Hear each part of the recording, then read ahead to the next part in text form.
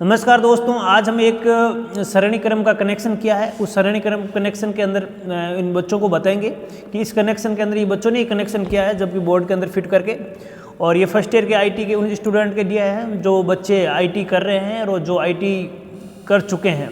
तो कभी क्या एग्ज़ाम के तौर के समय, प्रैक्टिकल के समय ये सवाल इनके एक अधिकतर पूछ लिए जाते हैं कि सरणी क्रम के कनेक्शन कैसे होते हैं, उनका वोल्टेज कैसा रहता है और क्या उसके अंदर अलग अलग कनेक्शन किस प्रकार से होता है, वोल्टेज क्या समान रहता है या नहीं रहता, या धारा कैसी रहती है, सारी डिटेल्स इसके अंदर हम पढ़ने वाले हैं। तो मैं आप लोगों को ये इस वीडियो के माध्यम से आपको बहुत अच्छी तरह से बताने वाला हूँ। तो मेरा वीडियो ज़रूर देखें, लाइक शेयर सब्सक्राइब जरूर कर लें, उन दोस्तों तक पहुँचे जो बच्चे आईटी कर रहे हैं, जो टेक्निकल के साथ में पढ़ाई भी करना चाहते हैं। अब देखते हैं, इस टॉपिक को स्टार्ट करते हैं। यहाँ आपका जो कनेक्शन दिख रहा है ये सरणी क्रम का कनेक्शन है। जो आपको इस प्रकार का कनेक्शन दिखे, ये कनेक्शन कर रखा है और ये सारे अलग अलग, ये माला का रूप है, या अपने सरणी क्रम का कनेक्शन है।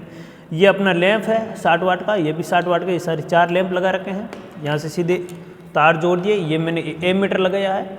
मेरे ख्याल से आपने इलेक्ट्रिशियन थ्योरी अच्छी तरह से पढ़ी होगी, उसके अकॉर्डिंग हम इसको आपको सोल्यूशन करके दिखाते हैं। देखते हैं, जैसे मैं इसके अंदर सप्लाई देता हूँ, यहाँ से मैंने पिन इसलिए नहीं लगाई है क्योंकि अभी मेरे काफ़ी सरणी को वापस समांतर में कन्वर्ट करना है, तो इसलिए मैं तारों को ऐसे ही लगाने का प्रयास कर रहा हूँ। जैसे मैं इसमें सप्लाई दी और जैसे इसमें सप्लाई गई, तो मेरे ये सारे लैंप धीरे धीरे बंद कम मंदे दिखने लगे।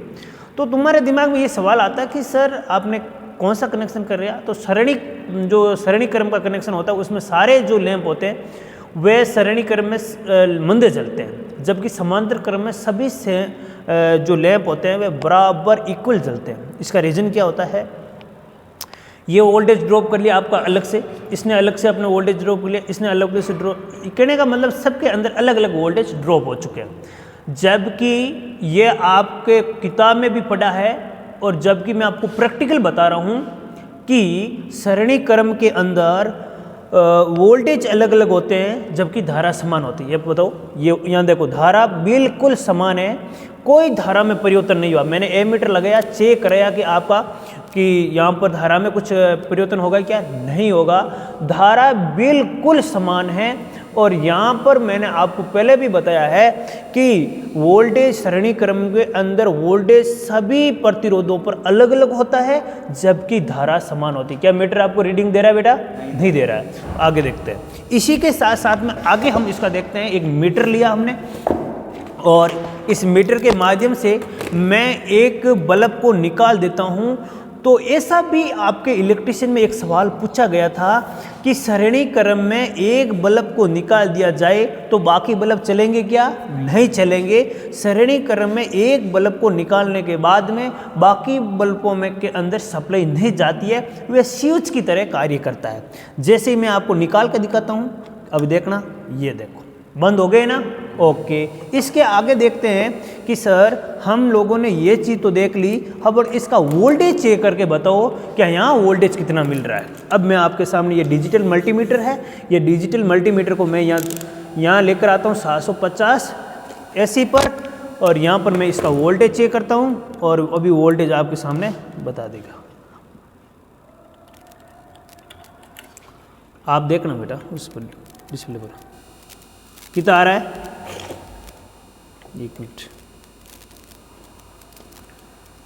239 आ रहा है ना।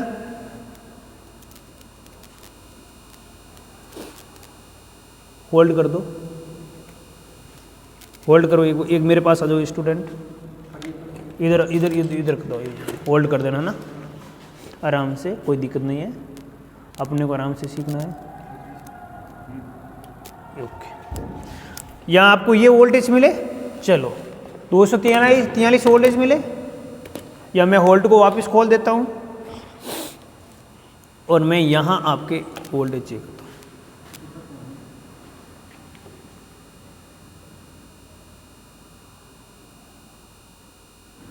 कुछ लोड के अकॉर्डिंग वोल्टेज यहाँ आपको आपने ये क्या डाटा, या 245 जा रहा है।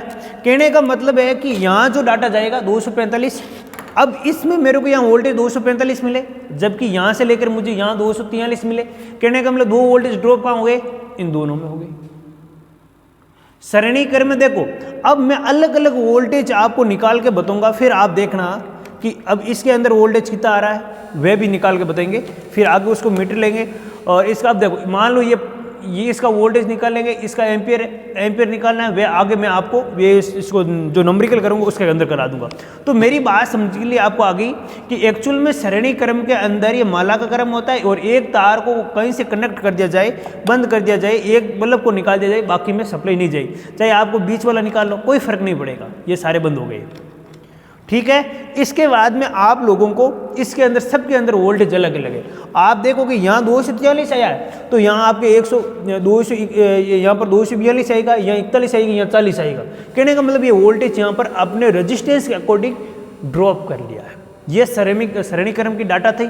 इसी प्रकार में एक आगे वाला जो घर के अंदर हमारे समांतर क्रम में कनेक्शन किए जाते हैं, उसके अकॉर्डिंग हम देखेंगे कि उसमें सारे बल्ब बराबर जलेंगे, जबकि धारा में क्या परिवर्तन होगा ये हम आगे जस्ट 1 मिनट में आपको बताने वाले हैं।